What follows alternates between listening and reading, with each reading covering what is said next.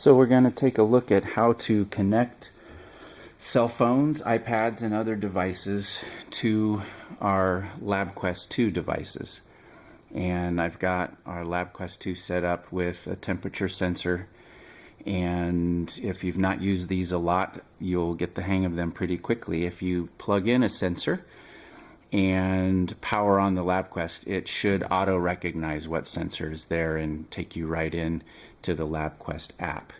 If you don't see the LabQuest app running, then this is the main menu. It's going to be in the upper left, and it will take you directly into the app and again auto recognize any sensors that you have. And you can have multiple sensors depending on how complicated an experiment you're going to run. So the first thing I want to make sure is clear is that you need to have the LabQuest 2 device connected to SRCS Student. And in order to make sure that's happening, and this device is already connected, but you see here an icon with the network indicated, and it says that it's running, so we can see that I'm connected to SRCS Student. If you don't see that connection, here's a list of all of the networks that the device can find, and everything should default. Now I'm going to leave this window here for a moment because we're going to use this QR code. The QR code is how students will connect their individual devices. So I have my cell phone here, and the app that I am running, I should probably just quit it and show the icon. It's called Graphical Analysis. It's available for free, and it's by Vernier software. If you do a search for both iOS and for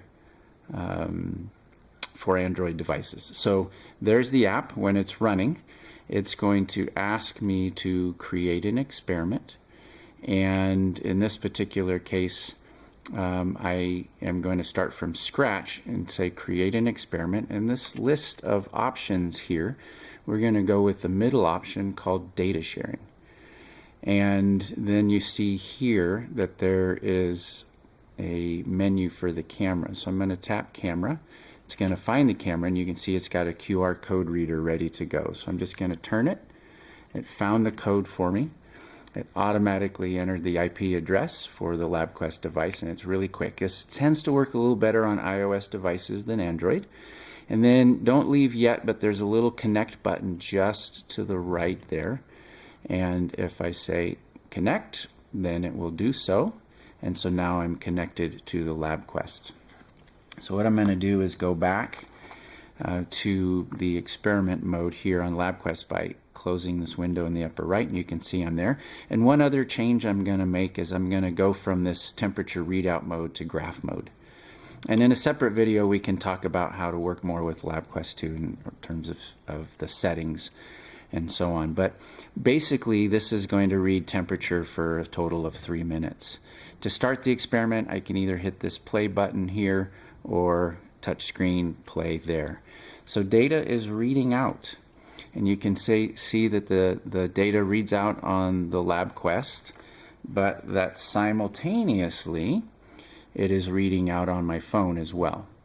And any student who's connected, and you can connect as many students as you want, an entire lab group can have each of them can have a phone connected, can stop the experiment either from the device or from the LabQuest. So I'm going to try to introduce a little variation in the temperature, put a little ice in our water here, and see if we can get the temperature to start to drop.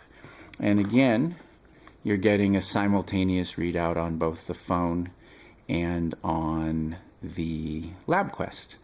So it used to be that the LabQuest would gather the data and then you could download it to a computer if you wanted.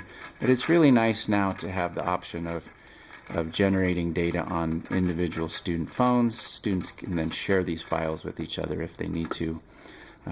Okay, so let's go ahead and stop the experiment at that point. And you can see that it's auto-scaled the graphs and that they're both identical. Now, exporting this data from the phone, you have several options which we'll go through in a separate video. But basically you can either export the data, the raw data, for additional analysis, or you can export the graph itself.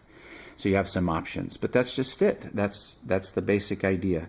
Again, the key is that both devices are on the same wireless network, in our case SRCS student, and once that's set up, the process is fairly straightforward.